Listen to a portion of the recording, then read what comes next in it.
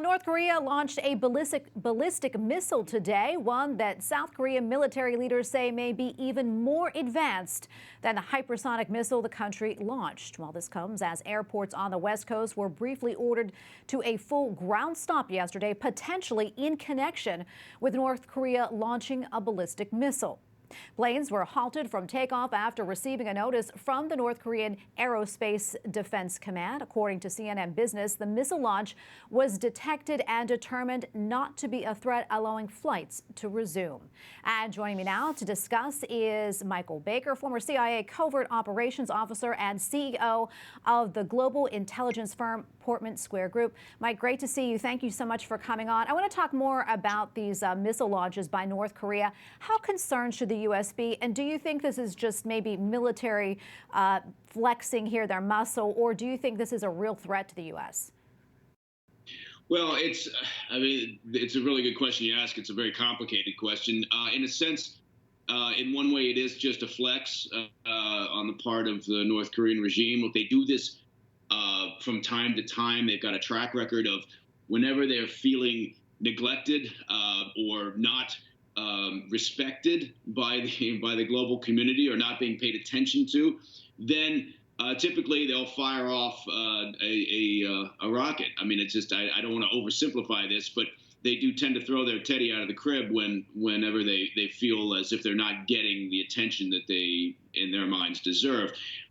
But it is disconcerting, and it is something that we always need to be concerned about, in the sense that nothing happens in North Korea without China's involvement. The reason why the North Korean regime exists is because of China. That's it. That's the only way that they survive as a regime. So it's the weapons technology transfer between China and North Korea, and then ongoing between North Korea and Iran, between China and other nations, including, worryingly, Saudi Arabia, which is using China to build their ballistic missile capability at the same time as China is increasing their economic and other cooperation with Iran. So there's this interconnected web that does make it a national security concern to us. But typically when they fire off a missile, it is a demonstration of their desire to be paid attention to. A lot of concerns, Mike. I want to go back to what you mentioned about China and North Korea. Kim Jong-un recently praised outgoing Chinese ambassador for the improving relationship between China and North Korea. Can you sort of expand upon that, and how concerned do you think the U.S. and the rest of the world should be with that relationship? Well, it's always a concern from our perspective. For decades now, U.S. administrations have viewed North Korea as sort of under the thumb of the Chinese regime. And to some degree, that is true. They depend on them for their economic survival.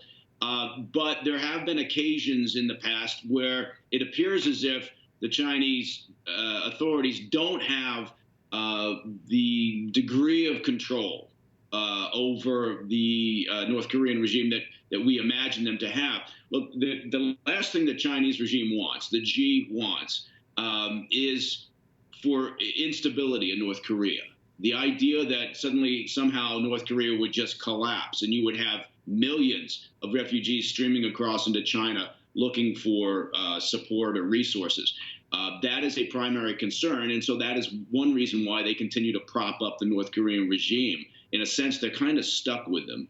And Mike, another thing I want to talk about and get your perspective on is Ukraine. As you know, there's talks taking place this week in Geneva in regards to Ukraine and Russia. What's your perspective on that?